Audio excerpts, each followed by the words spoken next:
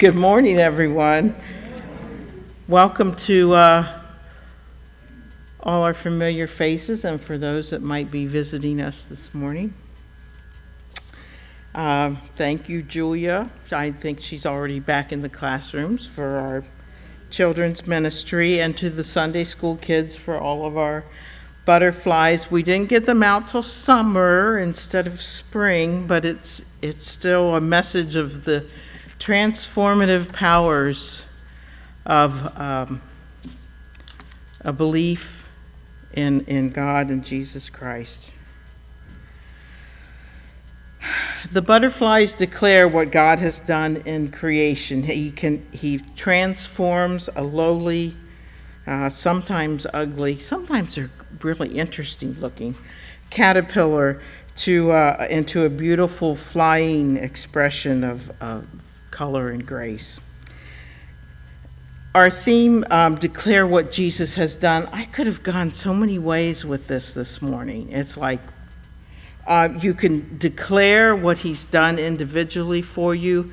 As Jim gave in his opening comments, you can declare what it was he did in his lifetime, those people that he reached out to, the humility, the compassion, the all that he did, and then the declaration of all he could do for anyone. And even in our songs, the Jesus, declaring what Jesus has done in that first song. Let me start with reading our scripture from this morning. And this is the story of Jesus restoring a demon-possessed man. And they sailed, and I assume that was Jesus and the apostles, sailed to the regions of the Gerasenes, which is across the lake from Galilee. When Jesus stepped ashore, he was met by a demon-possessed man from the town. For a long time, this man had not worn clothes or lived in a house, but had lived in the tombs. The tombs being underground and in the caves and whatever of the region. When he saw Jesus, he cried out and fell at his feet, shouting at the top of his voice, "What do you want with me, Jesus, Son of the Most High God? I beg you, do not torture me." For Jesus had commanded the impure spirit to come out of the man. Many times it had seized him, and though he was chained hand and foot and kept under guard, he had broken his chains and had been driven by the demon into solitary places. Jesus asked him, "What is your name?" "Legion," he replied, because many demons had gone into him, and they begged Jesus repeatedly not to order them to go into the abyss. A large herd of pigs was feeding there on the hillside. The demons begged Jesus to let them go into the pigs, and he gave them permission. When the demons came out of the man, they went into the pigs, and the herd rushed from down the steep bank into a lake, and they were drowned. When those tending the pigs saw what had happened, they ran off and reported this in the town and the countryside, and the people went out to see what had happened. I can't imagine the sight. When they came to Jesus, they found the man that had been possessed with the demons, and from whom the demons had gone out, sitting at Jesus' feet, dressed and in his right mind. And they were afraid. Those who had seen it told the people how the demon-possessed man had been cured. Then all the people of the region of the Gerasenes asked Jesus to leave because they were overcome with fear. So he got into the boat and left. The man from whom the demons had gone out begged to go with Jesus, but Jesus sent him away, saying, "Return home and tell how much God has done for you." So the man went away and told all over town how much Jesus had done for him. So when I read this scripture, the part that stands out to me is at the end, Jesus didn't have the man go with them, but said, "Go and declare what I have done." Spread that word. Get it?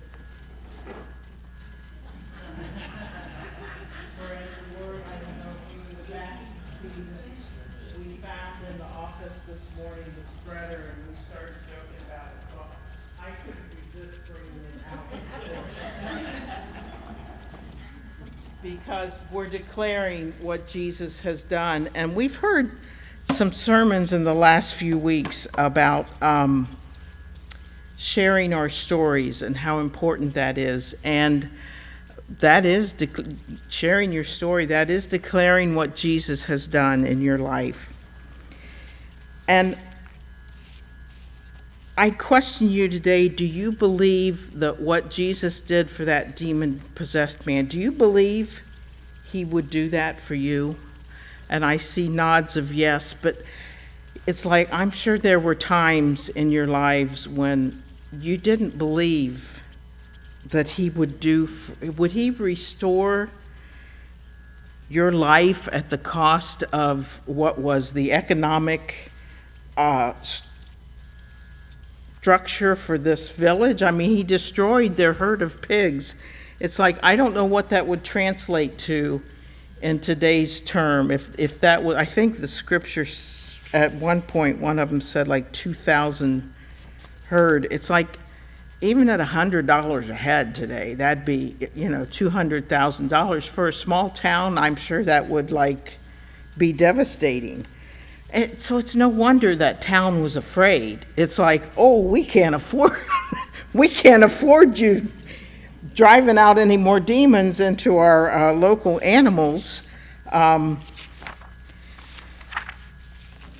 can you imagine the joy in that man, what he had to declare then? We talk about imagining what it would be like to come face to face with Jesus, but and we even sing the song, I Can Only Imagine. It's kind of like sung from our perspective. I can only imagine what Jesus's rejoicing is, or God's rejoicing.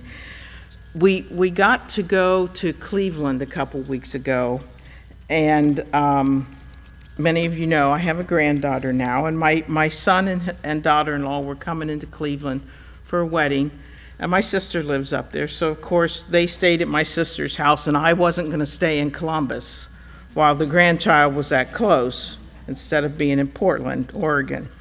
So we went up to babysit during the wedding, and Olivia, that's my granddaughter's name, she was fine. She read with us, and we played and that kind of stuff. But if anybody left the room, she got kind of fearful and whined a little bit, like, oh, conditions are changing again, and I don't know who's leaving now because I know my parents left.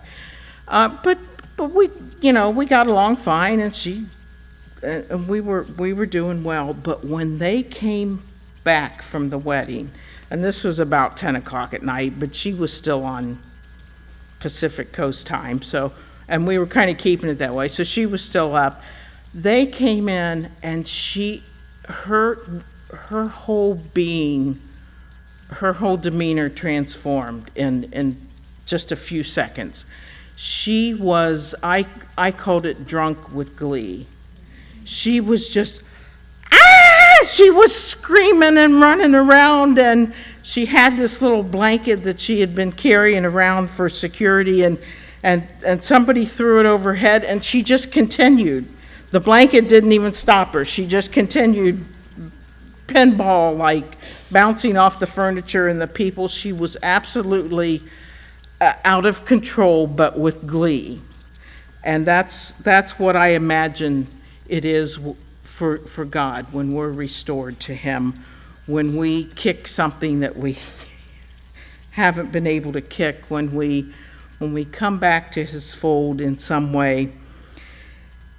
I think he danced with glee for that man that was restored, that maybe he wasn't dancing with glee for the pigs, but they were a necessary, sacrifice. He even showed mercy to those demons. It's like that's how much that he would do for us. How much more would he forgive? It doesn't matter who you are or what you've done or where you've been or where you are right now. It doesn't matter if you're the people outside of us. Then you could be the gangbanger that participated in a drive-by last night. You could be the crooked, politician. You could be the shooter of one of these horrible mass shootings. Anybody and everybody can come back from, and that's a part of that. Declare what Jesus did in his life. It's like those people out in the margins, he had compassion for all of them. And maybe the personal samples don't resonate with us. It's like I don't have friends who are the politicians or anyone who is, I'm not in contact with anyone who's been even part of a mass shooting, even as a, bystander. But we're all in some way, I don't like the word sinners, but we're all in some way flawed. That's who we are as human beings. That our egotistical selves can't be in that perfect state, but we can strive for that connection with God in our prayer, in our meditation, and then declare what that does in your life or what it has done in your life. We use the term being a child of God because that bond between mother and child that exists, partly to make the species survive, because the mother has to care for that helpless infant. It's nothing short of a critical bond. And so to call ourselves parent to child, to express it in those terms, tells us that's a critical bond. That's a critical bond for our happiness and for our, I don't want to say material success, but for the success of our spiritual selves inside of us, to connect and to make that bond. And it's that bond that will heal us. And the miracle becomes that he uses us despite the times that we can't quite make that bond with us. And he uses us for his purposes, for declaring that story to others, despite our own shortcomings. And I'm a testimony of that. So if I had to declare what Jesus has done for me, I have to pass that message on. I know there's many here that have already heard my story, but it's like I need to share it again with the people I know, and for other people that are desperate for hope and desperate to feel needed, and those that are desperate for food and shelter and a country to live in. There are those, floating around that don't even have a world to live in, and desperate for acceptance here in our world. My sister Bonnie, who many of you knew and some of you didn't because you're newer to our congregation,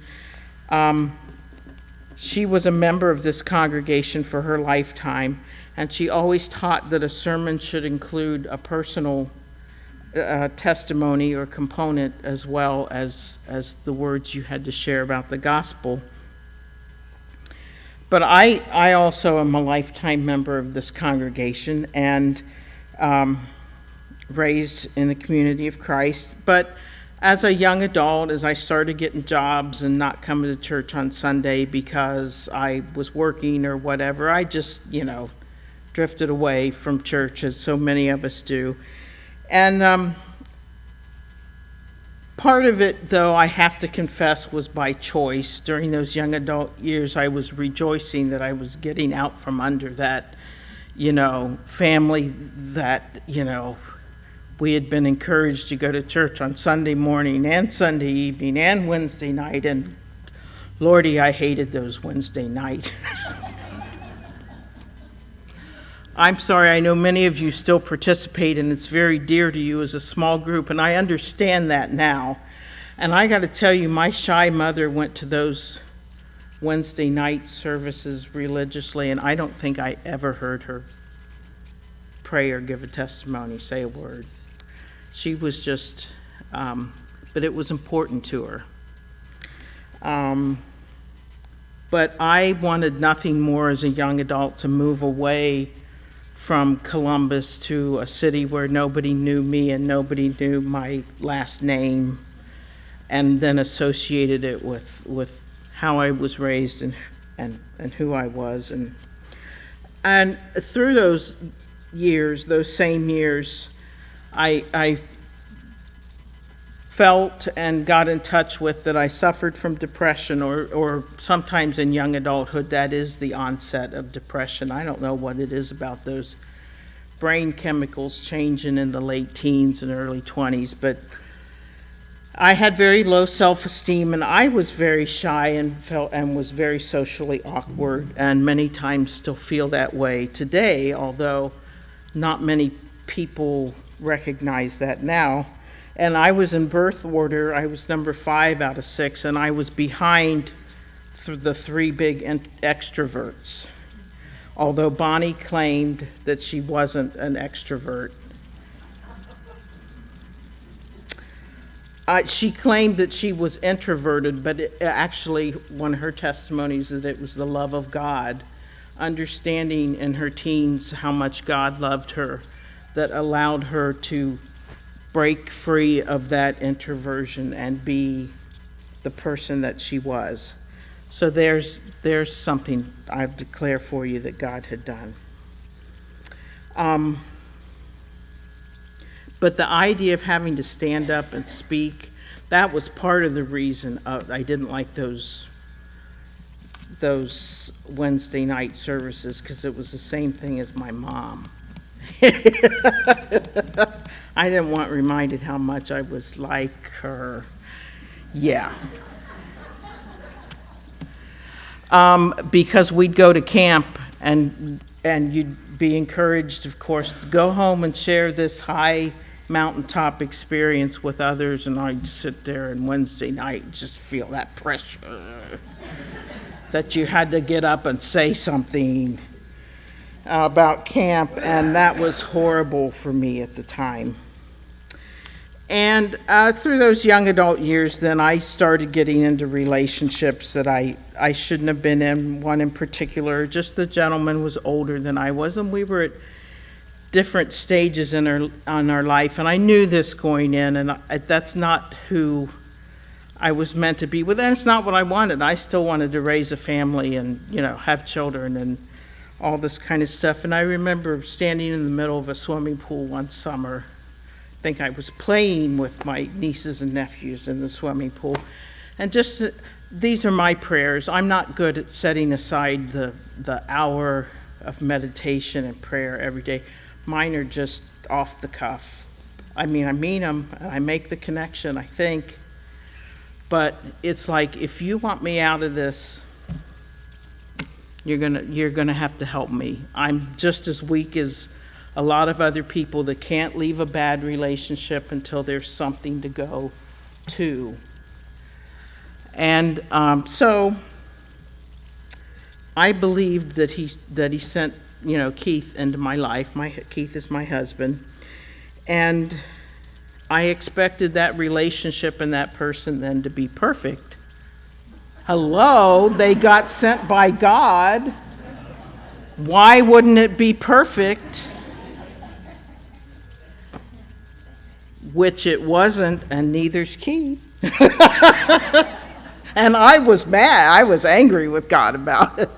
Let me tell you, it's like I turned to other, after struggling our first couple years, I turned to other behaviors that weren't so good, and I don't elaborate on them so as to not cause any damage or hurt from sharing that.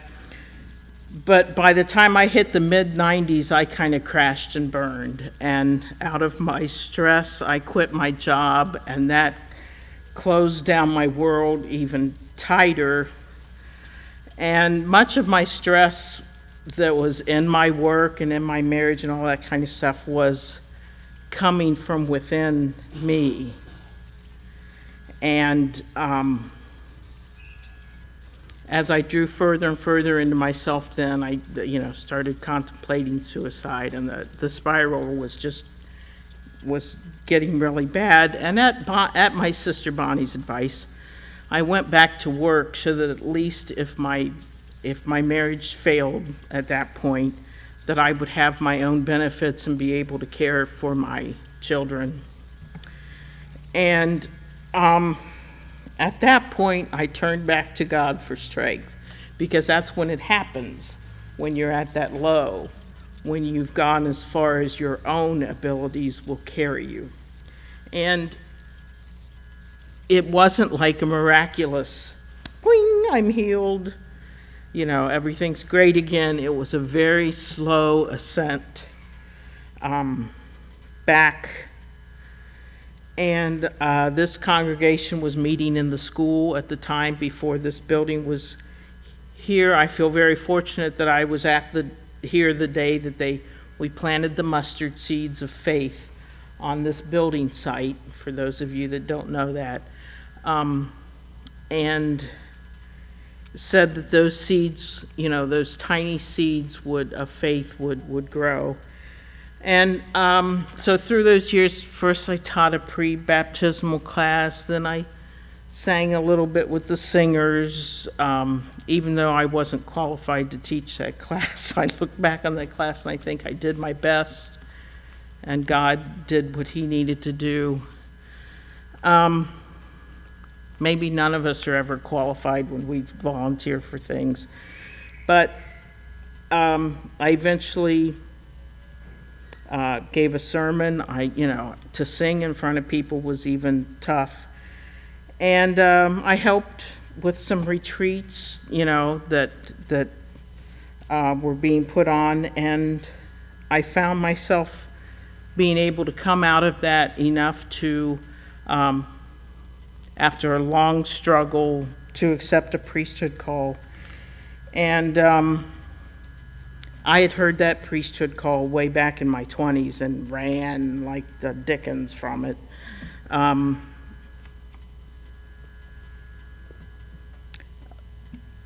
And even now, I try to run. And my most recent running has been, I've been with this congregation and serving in the priesthood a while, and but wouldn't it be great to move out to Portland where Mike and Kristen is, and I could just do that whole thing from back in the 20s, where I moved to a different city and nobody knows, and I can kind of maybe when I get there not be so involved, or not hear any calling. It's like, go away. And I said, okay, I can't move to Portland. Maybe I'll get as far as Delaware, Ohio. That way I could tell all you folks, gee, I'm real sorry. I'm living a little too far away to come help anymore. But I find that we bought a condo in Grove City instead.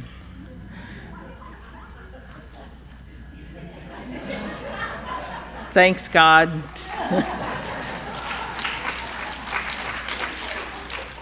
Watch what you pray for. Actually, I prayed, you pray, it's okay, we'll find We'll find the condo we're meant to be in. Where do you want us to be, God? Oops, it wasn't Delaware. It reminds me, have any of you seen the Book of Mormon? The Broadway play, The Book of Mormon. But the young, idealistic Mormon missionary, his dream is to be appointed to Orlando as his as where his missionary field is going to be, and he sings a whole song about Orlando. And of course, if you know the story, he winds up in Africa with, in conditions that, are greatly for the play, imagined as horrible, yes, with the partner that he least wanted to be with, because it was the nerdy guy. So he not only doesn't get his spot he wants, he's paired with the guy nobody wanted to be paired with. Anyway, it's 11:25, and my point is this shy, depressed, introverted